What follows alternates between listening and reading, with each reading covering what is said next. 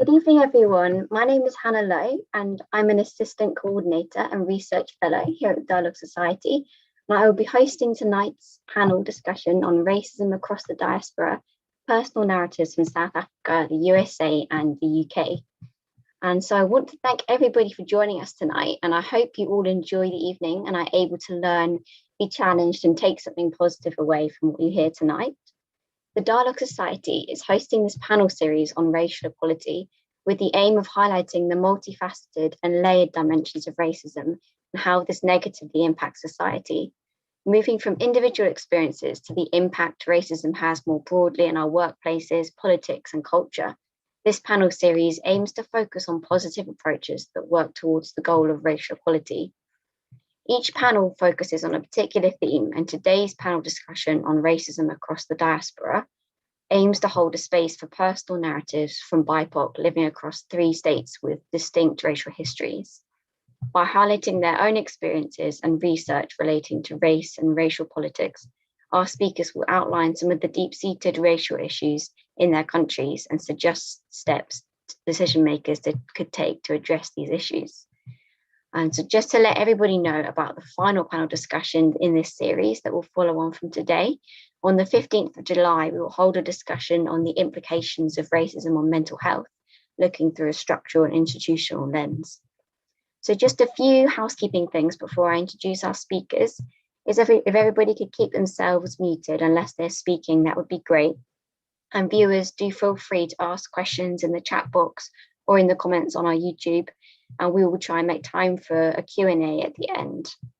So without further ado, our first speaker today will be Xolela Mangcu, who is the author of several award-winning books, Professor of Sociology and History in the Columbian College of Arts and Science, George Washington University, and the Executive Chairman of the Platform for Public Deliberation. Following from Professor, we will hear from Dr. Maina Chawla Singh, who is a scholar in residence at the American University, Washington, DC, whose research focuses on issues of migration, diaspora, and identity, with a special focus on Indian diaspora communities. And lastly, today we'll be hearing from Professor Kehinde Andrews, an academic in Black Studies at the University of Birmingham City, Director for the Center for Critical Social Research, and founder of the Harambee Organization of Black Unity and co-chair of the Black Studies Association. So without further ado, I'll pass on to our first speaker of the night, Xolela Mangcu. Over to you.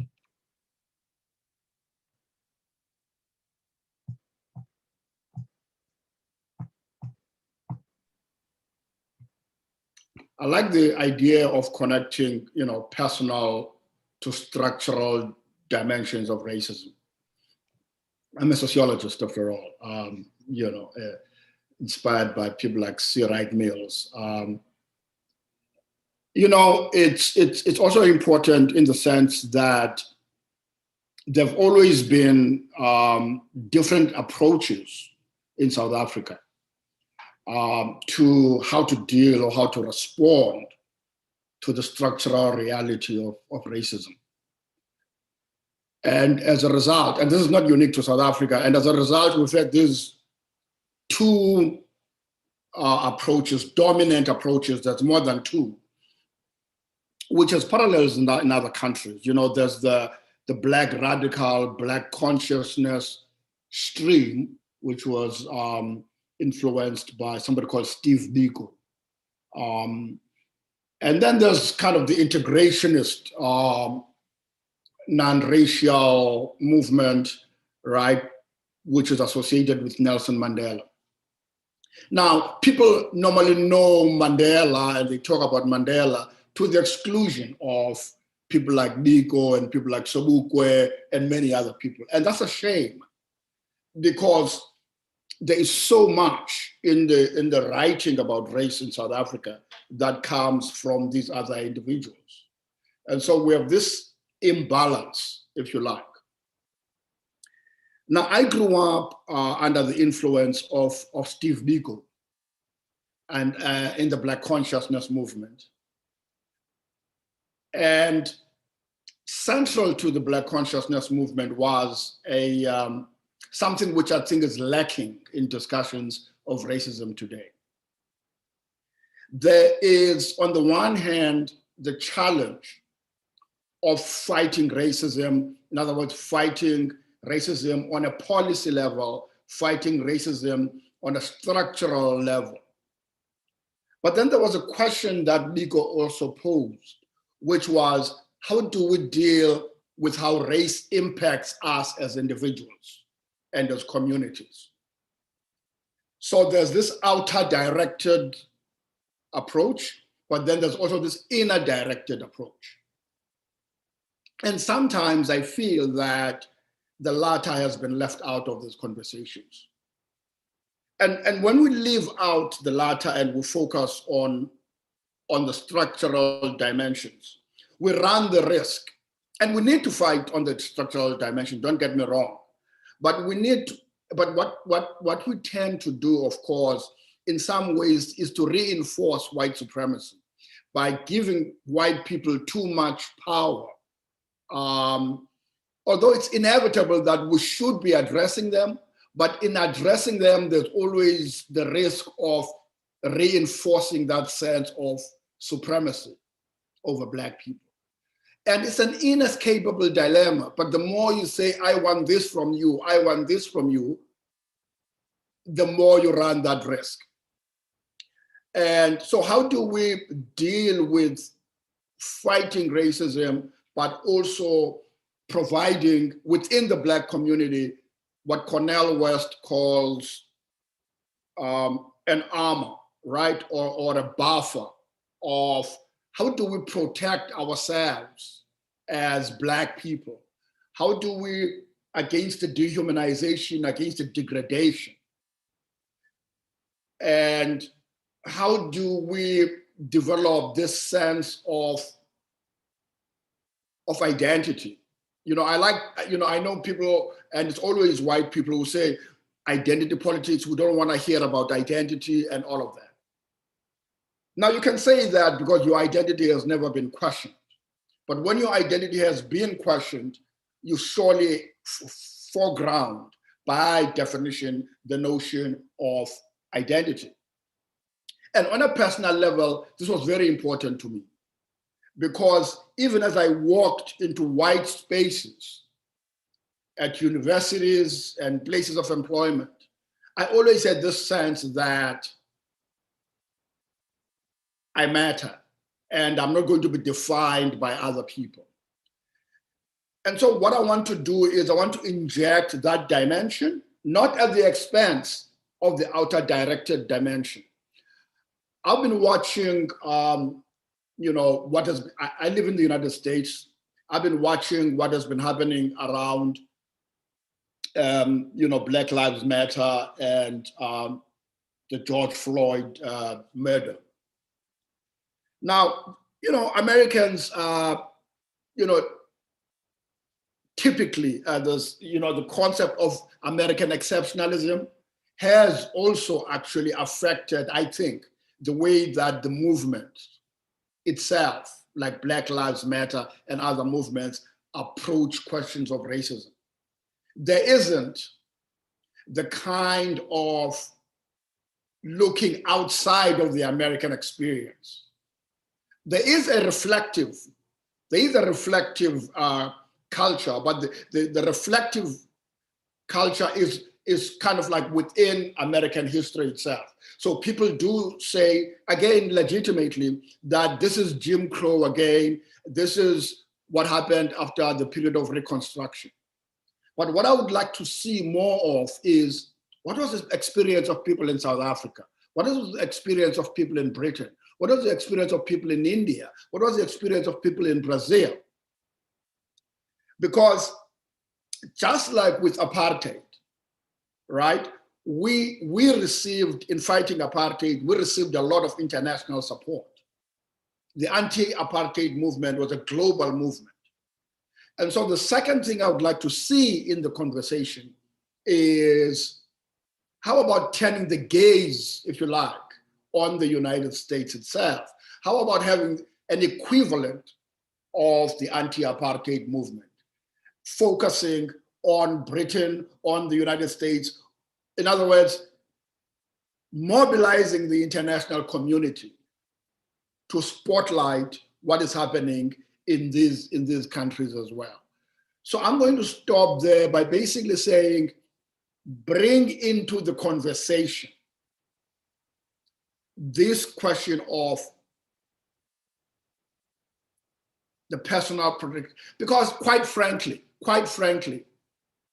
Black people cannot change completely what white people think about them. There are limits to what we can do to convince other people not to hate us. We can to certain degrees, but ultimately you have to generate your own self-respect without depending too much on what other folks think or do not think about you. And from that basis, at least Steve Biko taught me, you can wage the fight against racism without depending on white validation. That's what I would bring from the South African experience in a broader global conversation about racism. Thank you so much, Professor. It's really an honor to have you, and it's great to hear your points on that. And yeah, especially on mobilizing the international community around those specific experiences of these different countries, and also the kind of structural policy aspect and then the individual aspect of having that self-esteem within the Black community. It's really great to hear those points raised in that perspective. So thank you so much. I'm going to pass over to our next speaker for tonight, which is Dr. Maina Chawla Singh. It's over to you. Is the audio good, Hannah? Yes, you're fine. Thank you. Wonderful.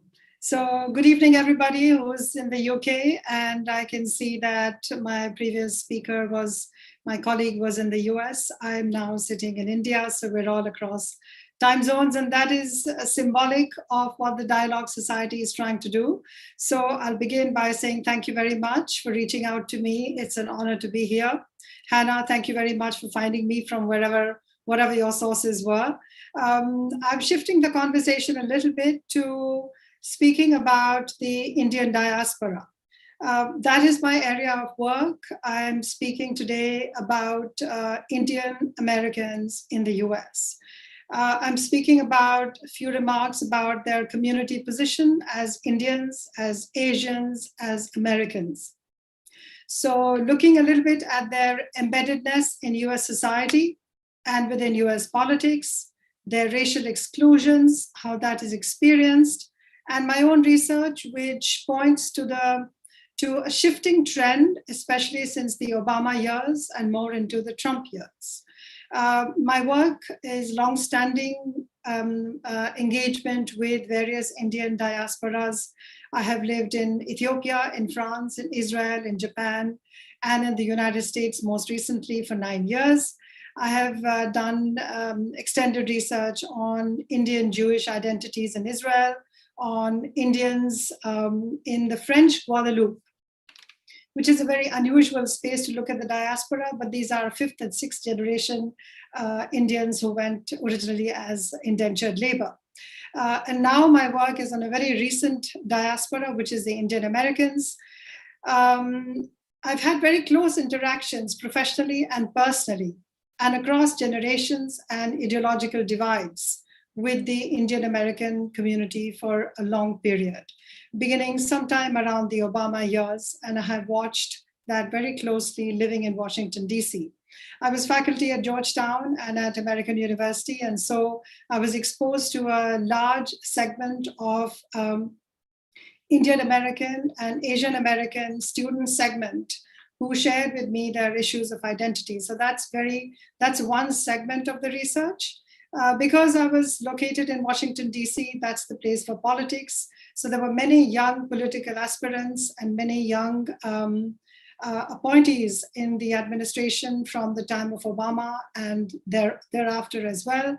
I had a lot of exposure through them. They were also important sources for the way that I would understand how this community has been experiencing its own outsider or other status. My being in Washington, D.C. was also related to the fact that my husband has been a senior diplomat. So I had a ringside view of US politics, which was a huge advantage in my seeking to understand how this community is located. So first, a few quick facts about the community. The Indian Americans today are 4 million strong in the US, which is actually only 1% of the US population. There are some stunning first-generation success stories. Entrepreneurs in Silicon Valley, the head of Google, the head of Microsoft, the head of Adobe are all Indians. Scientists in medicine, space, technology, media, fintech, venture capital, you name it, they're there at the top.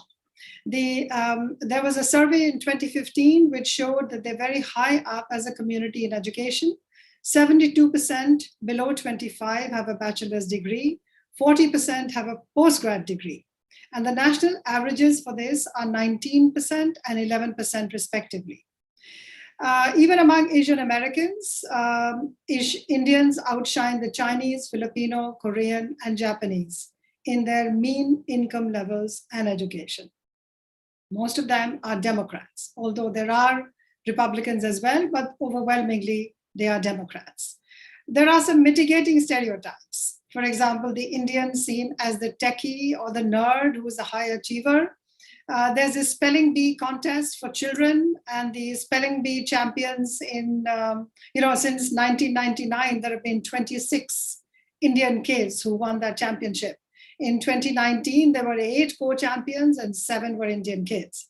So there's also been a Miss America who's of Indian origin in 2014. So I want to say that there is also a caveat. They're not just all successful. The community is not a monolith. No community is ever a monolith. And we need to recognize the heterogeneity there. There are lower income families, and there are an estimated, this is guesswork because there are no statistics on this, over 500,000 undocumented Indians in the US. So that's part of the disclaimer as I study the community. So in this story, was there racism in this journey? Of course there was racism. There have been racial stereotypes, smells of food, comments on dress, on the accent, the way that people would speak. Children have recounted multiple personal narratives to me where they spoke about how it was so embarrassing for them to be the butt of jokes when they opened their lunchbox. There was bullying, there was brutal bullying that made kids very, very introverted and very questioning about where they belonged, who they were. There have also been racially motivated attacks. Indian 7-Eleven stores have been attacked. Small family motels have been attacked, robbed. Sikh gurdwaras, which is the temples of worship for the Sikh community, have been attacked. Several across the US, especially post 9/11, when the Sikh turban was very often mistaken for a Muslim turban. So this became part of Islamophobia. And a lot of Indian Americans of Sikh origin, Sikh Americans, became victims to this kind of racial violence. I also had wonderful personal narratives narrated to me by young Indian Americans who were running for office. For example, Raj Goel was somebody who ran from Kansas, and Jay Goel ran from Ohio. They were both running from small towns where there were not large Indian American populations. And they spoke about how when they went on electoral campaigns, door to door, asking for votes, it was really a climb. There were so many ways in which they had to explain themselves and create an acceptance for themselves. I also want to say that there's been broader anti-Asian violence, which has actually increased and been fueled during the Trump years.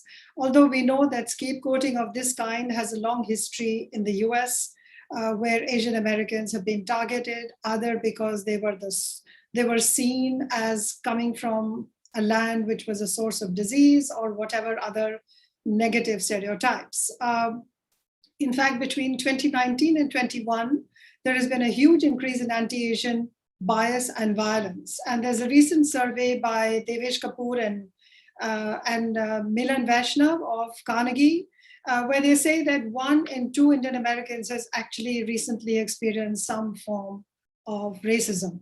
So my point of analysis is really the second generation of Indian Americans. When I say second generation, I mean the children of the first generation who went from India with their degrees, and this was mostly post-1965. And many of these were highly educated, and so these children went through good schools and good colleges, and with the kind of emphasis that Indian families placed on education. They were beneficiaries of the intellectual cross-currents at college, and many of them began to question the political apathy of the previous generation.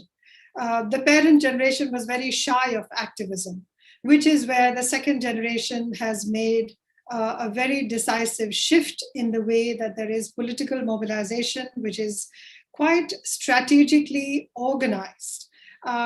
Second generation has been born, they are born as US citizens, they were raised in American suburbia, they have navigated their minority status in childhood.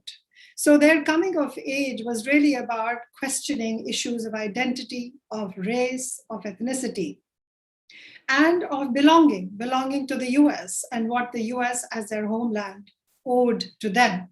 So there is an emerging narrative, and this is the focus of this research that I have done in recent years. Some of it is beginning to be published as book chapters. The emerging narrative is what I call pride, politics, and pushback. So there is a pride in the second generation of being American and claiming that ethnicity. There is a clear sense of almost flaunting ethnic flavors in food, in skin color, in culture, in clothing, claiming the term Desi, which means of subcontinental origin from South Asia. In fact, I just spoke to you, mentioned a little while ago about how children used to be so embarrassed about opening their lunch boxes because the Asian foods would smell, and white American kids would make fun of that. So there is this young woman who is a former Google professional. She's been working with Google. She started this it's a contribution of narratives. It's called the lunchbox moments, where different contributors are actually contributing their personal narratives about these very, very highly racialized moments that they endured and went through. But unlike their parents, there is a paradigm shift in this generation for calling out racism for what it is, and by disseminating the research that actually names the racism. Beyond that, the other important aspect of this shift is the political mobilization in a strategic sort of way. Especially during the run-up to the Obama campaign, Indian Americans were very, very active, especially the millennials, the younger generation, in electoral fundraising and so on and so forth. Now, some of this was visible in 2010 when 5 Indian Americans ran for Congress for the first time. They were all Democrats. By 2016, there are already 5 Indian Americans in the US Congress, all Democrats. They have a caucus called the Samosa Caucus. There's also this very strong mobilization towards creating an interest group. And in 2020, this was reflected in the fact that the community was wooed both by the Republicans and the Democrats for the 2020 presidential elections. I have to say that the story of Kamala Harris has added an important strand at this point. She's a biracial woman, the child of immigrants. She has vocalized her appreciation of her Indian heritage. And she has become an inspirational figure for both the high achiever parents, because her mother was one of those high achieving parents, and for the US born children, because she represents, in a sense, the politics of the possible. So this is my research about the growing political mobilization as a pushback to racial exclusion. And I see the younger generation as catalysts of change, teaching the older generation to rethink racial solidarities, to expand the tent, to broader South Asian identities, embrace communities from other South Asian countries, and then eventually to identify with the API community, the Asian American Pacific Islander broad category, which is now a current political category. The Indian Americans have also mobilized the second generation has successfully mobilized money, which a lot of the first generation could afford to give for political campaigns. I think this is a really important trend to watch as this community mobilizes itself along with alliances within the Asian American community to seek a seat at the high table. I think this will have future implications for layering race and race politics in America. I'm going to stop there. Happy to take questions later. Thank you. Thank you so much, Dr. Maina. It was just brilliant to hear your perspective from your research specifically. And I love that, the pride politics and pushback and the hope that you see in the younger generation. And yeah, specifically the growing political mobilization that really is beginning to take off in America. And it's great to have that particular perspective from an Indian American community. So I'm going to pass over to our last speaker of tonight, Professor Kehinde Andrews, and it's over to you. Hi, hopefully you can hear me. Okay. Yeah. So I'm in the United Kingdom of so-called Great Britain, as I like to say. And yeah, no, it's interesting because as a sociologist and thinking about personal narratives and why that's important. I mean, we do a lot in Black studies. Obviously, we're heavily influenced by the work of Black feminism, and this idea of a standpoint, Patricia Hill Collins calls a Black feminist standpoint, and really is this idea that actually your personal experiences are quite a good place to start from, at least to understand the situation, and then to broaden out as well. And I think one of the problems that's happening at the minute with a lot of the stuff that's being written about race is it's probably a bit too personal, right? So it's a bit too autobiographical, and sometimes we can get kind of trapped in the I've experienced this, therefore this is racism, which is limited. But there is a long history of kind of drawing out our own experiences and our own biographies, and using that to illuminate a lot of how these processes work. I mean, personally, I am in a not a unique situation, but an interesting situation. Thinking about the UK. The UK is an interesting space generally because of the, particularly compared to the United States, because of the different migration patterns, because slavery happened abroad, happened away, happened far, because all of us have immigration in our family relatively recently. There's very few of us who wouldn't have a grandparent or somebody living who is an immigrant. It's very difficult. Well, it's not that difficult because it happens all the time, but it should be very difficult for us to take this kind of nationalist approach, which is one of the problems with the African-American scholarship, as was pointed out earlier, that it can be a bit narrow sometimes.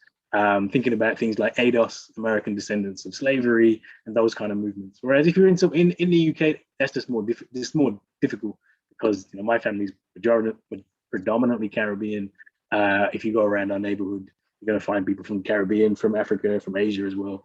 It's a melting pot being in Britain, and so you can see the way that the global network functions, right?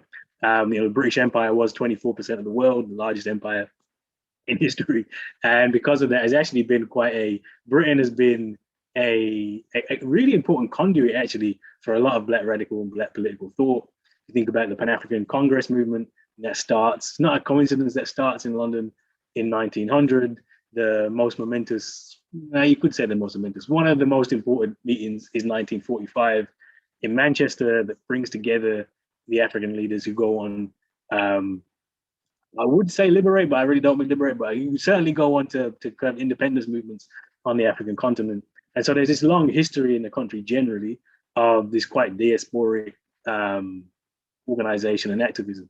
Why I was saying I'm in an interesting position is because my family was heavily involved in the 60s and the 70s in the British Black Power movement.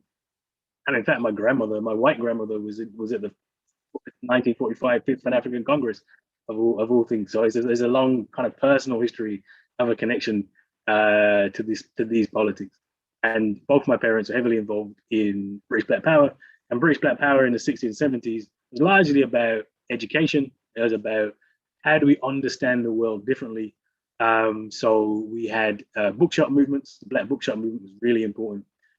Usually I'm actually at my mum's house, I'm not at my own house, but if I was in my own house, I'd be sitting in front of a massive collection of books, which I took from this house, actually. I took to my own house, which were literally curated and collected over the years by my parents and by community. Because sometimes I think we forget that, what it was like back in the day. Like now you can get any book you want. You just go that terrible Amazon corporation, or you can go online and find stuff, and it's really easy to get information.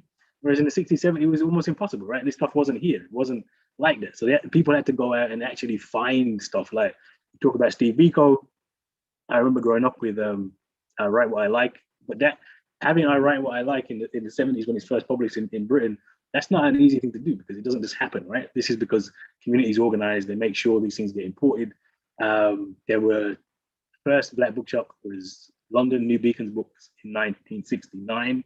I actually live in Birmingham, not in London. Birmingham's the most important part of Britain, but we can have another conversation about that. But Birmingham, I'm in Birmingham, and we had the Harriet Tubman bookshop, which was started in the 70s, and I distinctly remember being volunteered to work in that bookshop as a young person, and you just being around different information, and that's something we kind of take for granted. It was really, really important at the time. And also we had one of the things that happened in the UK, because our parents came from the colonies and mother countries, they had expected when they brought their children over, they're going to get good education, the schools are going to be great, and actually we're quite surprised to find out it was the complete opposite. Kids, my dad, who actually ends up becoming a lawyer, left school with no qualifications because black kids didn't get taught, and so the communities had to organize ourselves. So my first book was actually about the Black supplementary school movement, or Saturday schools as we call them, which was just people just organized in their front rooms. Or in fact, my dad and aunt were part of an organization that just said, look, we're going to teach the kids, we're going to get the kids together, we can teach the kids. And that kind of activism was really important to everything that kind of happens later. So education was this massive part of the British Black Power movement, of growing up, of creating a different kind of way of understanding. We have these long-standing organizations. One of them mentioned in my bio, the Harambee Organization of Black Unity, is actually a combination of the old Harambee organization that my parents started and the new organization we started, the Organization of Black Unity. It's kind of now merged together, and we're opening the Garvey Education Center in Birmingham in August. And so you have these histories and these legacies which are being carried on and through. The other thing about Birmingham, and not Birmingham generally, but Black Power more broadly, was these international connections. So it was speakers from, I remember we had, actually one of my earliest memories is going to a Free Mandela concert in Birmingham. There was a big rally it must have been about 1990, I would guess, but around that time, 89. That was a huge part of, this was just the kind of thing we just did when we grew up. We had speakers. My dad actually talked about when he left the movement. There was Herbert Chitepo came from the Zimbabwean struggle, was in Handsworth talking on a platform with my dad, and then the next week he gets murdered, and my dad's like, "That's a serious revolutionary. What we're doing here isn't really that serious." And he went and became a lawyer. Right? That's the kind of thing that's happened here. Like it was that, and that again, stuff we sort of take for granted, but really important to explaining where we are, etc. The reason why I kind of say my personal biography is important there, because it also marks a shift. So in the 60s and 70s, this education was very much community, it was very much activist, it was very much owned by ourselves. And there is a shift, even my dad, my mum, there's a shift where, because of all that work that's done and that mobilization that happens, and you can see the same in the States and the same in South Africa. South Africa would be a perfect example, post-apartheid. Because of all those movements, there's a shift where you get a bit more access into the system. And so I'm a professor now, and that for my dad would just have been literally impossible. It wouldn't even have been something he could have imagined. It was so not possible. But all that mobilization and movement allows me to become a professor, come to the university, etc., etc. But in doing so, you kind of lose some stuff, right? You lose that activist background. You become part of the institution.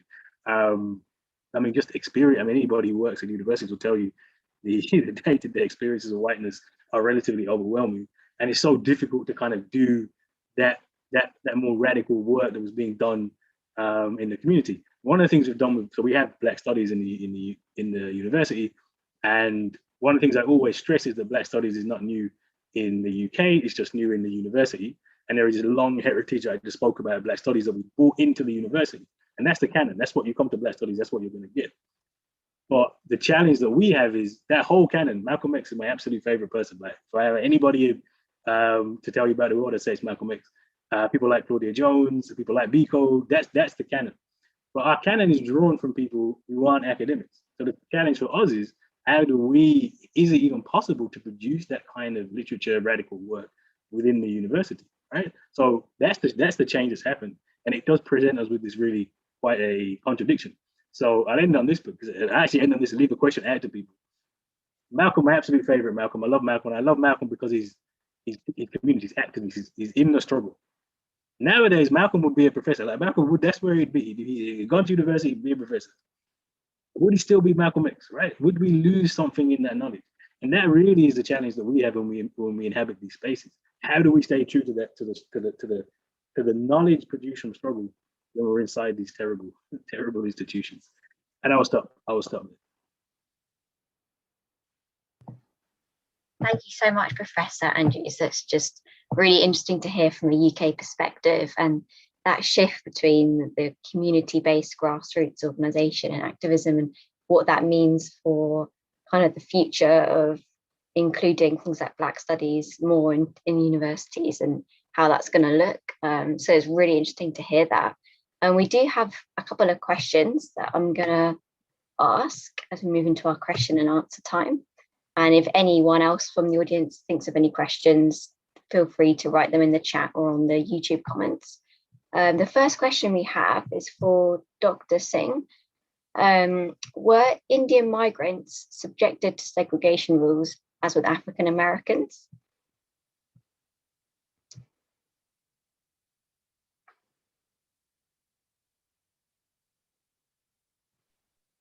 Hi, am I audible? Yeah. Okay. No, not in the same way, because there would be different categories for that migration. I have to say that I referred mostly to the community that has been consolidated as a result of the migrations after the Nationality Act was passed in 1965. But that's not when the first Indians went to America, because there are histories that go back to 17th century, and then definitely in the 19th century, there was a farming community, many of whom were previously soldiers. So there is a large Sikh community. In fact, they say that there is a racial mix there with the Mexican community. So no, they didn't go through the same kind of segregation, but it's hard to define segregation. They were migrants and they went under different categories. There are also undocumented, but I think their experience of exclusion based on race has been different from the African American community.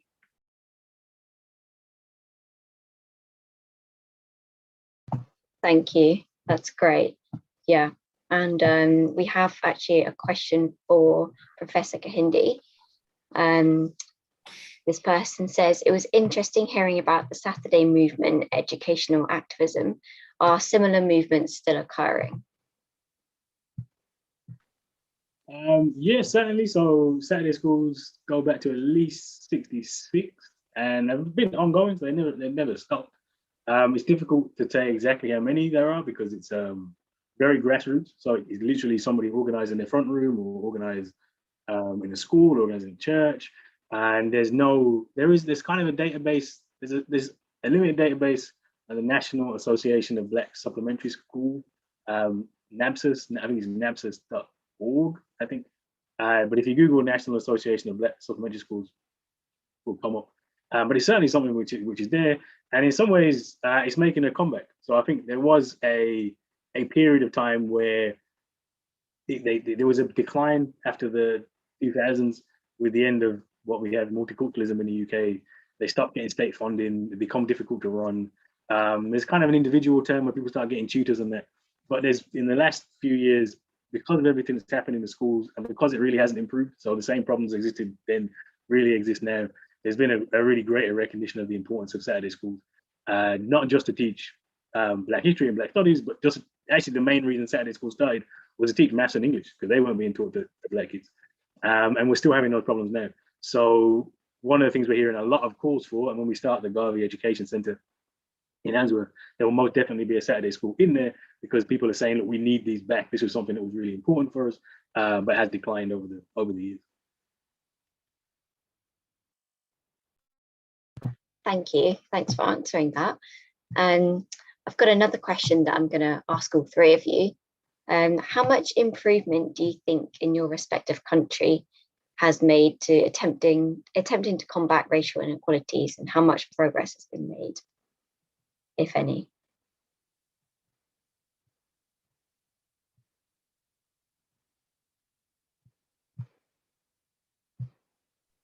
I think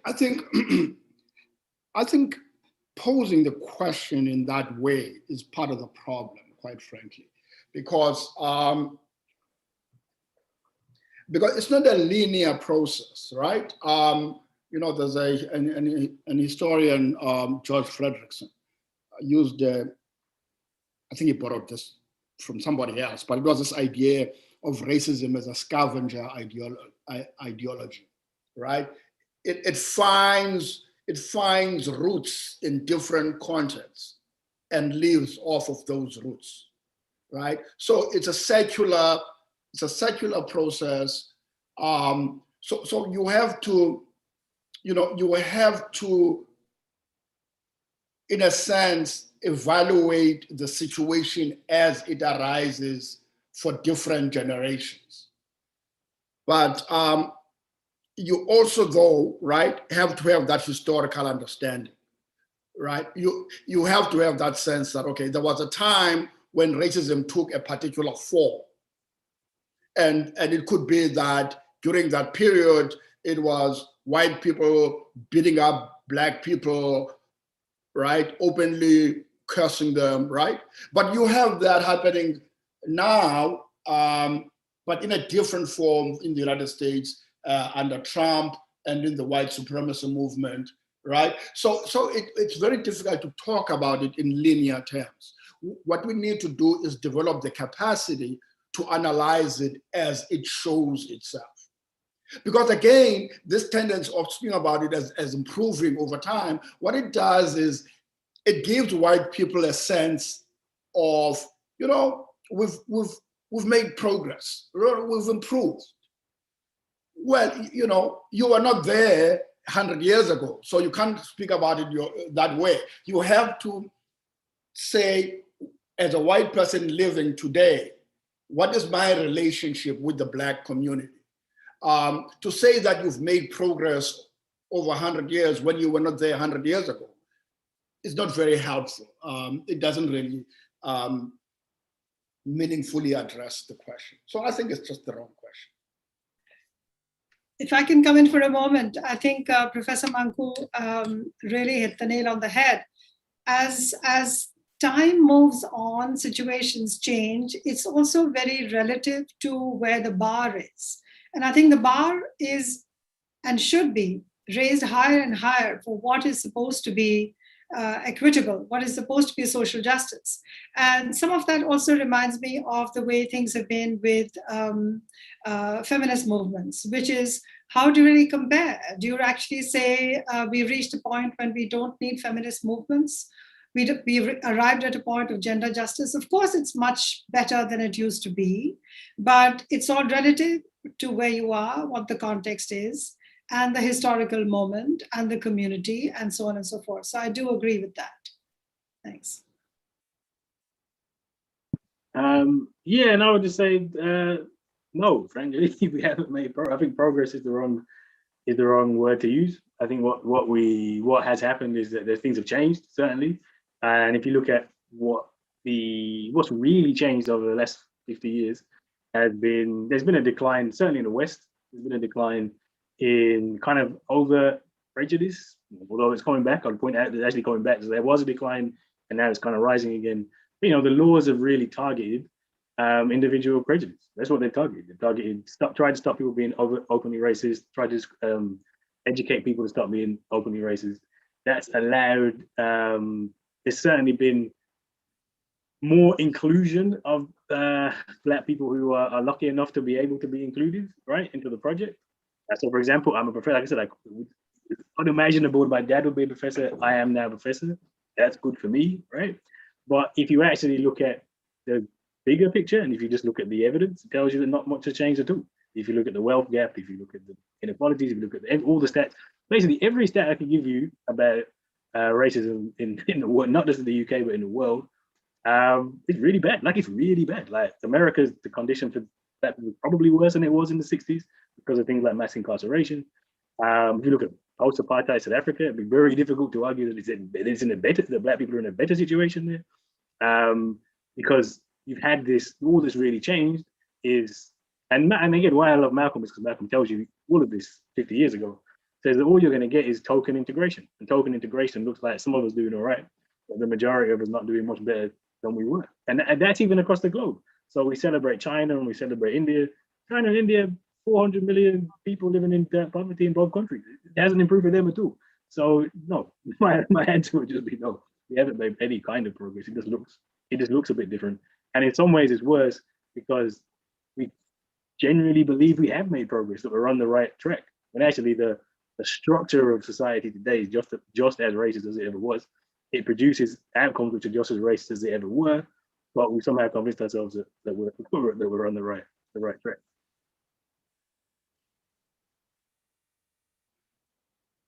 Thank you for answering that, everyone. That was really interesting. I think great answers to that question.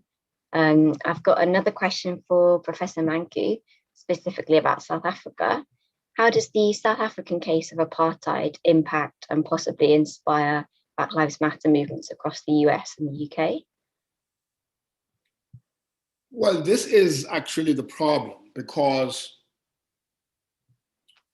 there isn't, in my view, I mean, the kind of collaboration actually that existed with the launch of the Pan-African movement, for example, in 1900.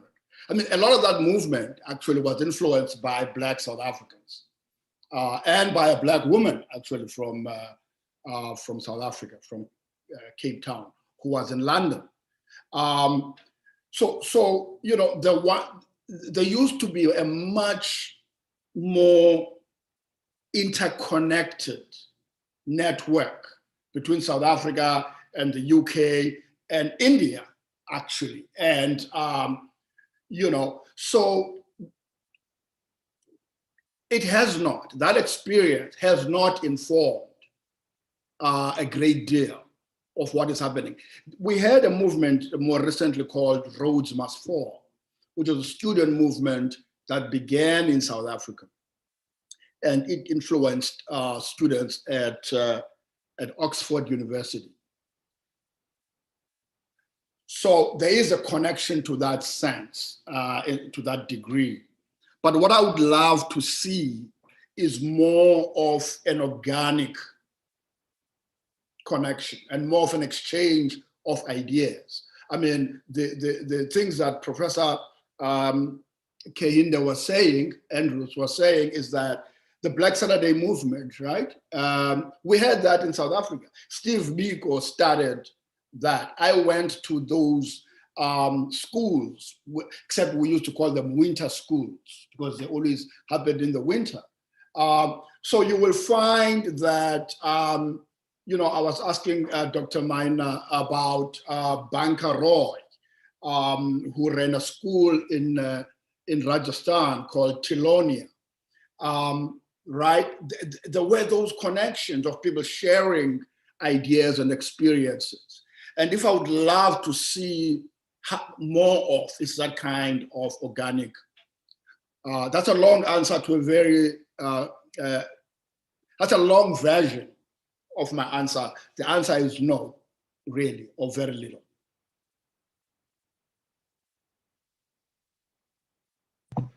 Thank you for that. And just one last question, just to each of you, just to wrap up today. What do you think are some of the steps that can be taken to help combat racism across each of these three countries we've talked about today?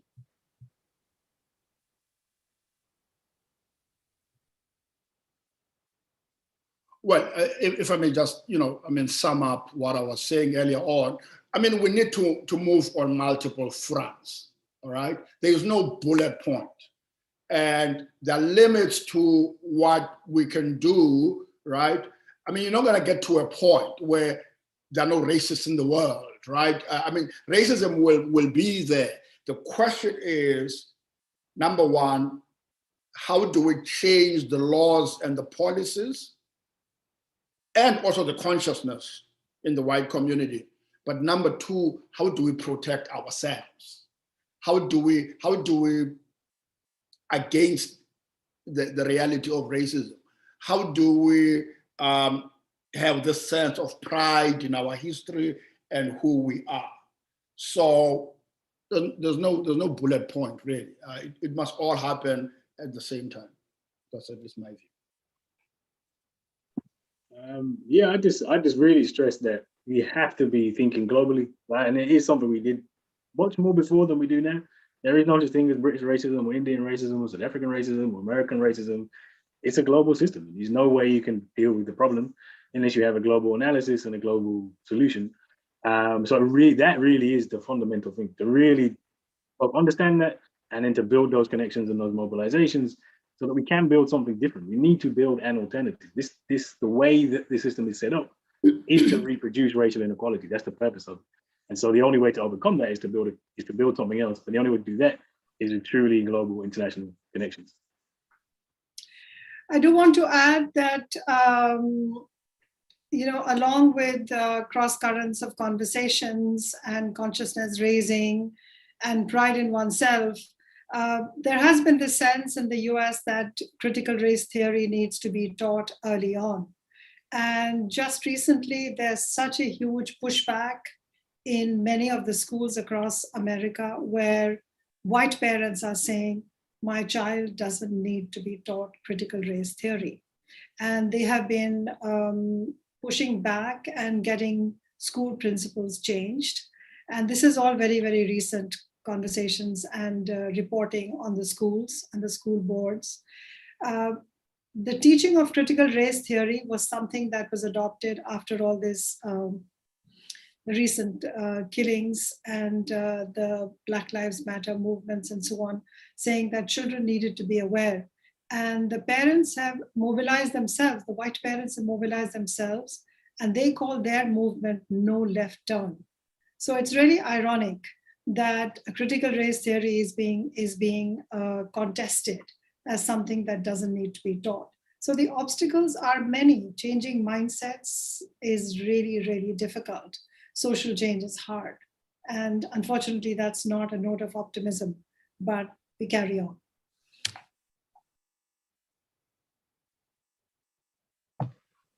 Thank you for answering that question, and thank you for each of your different contributions tonight and your perspectives. So I think we're going to wrap up there for tonight. And I just want to thank each of our panelists for joining tonight. It's really genuinely been an honor to hear from each of you. And I think it's been really engaging and really productive tonight. And so thank you so much for joining us. And thank you to our audience for your participation. And I really hope that you were able to take something really informative and challenging away from what you heard tonight. So that's all for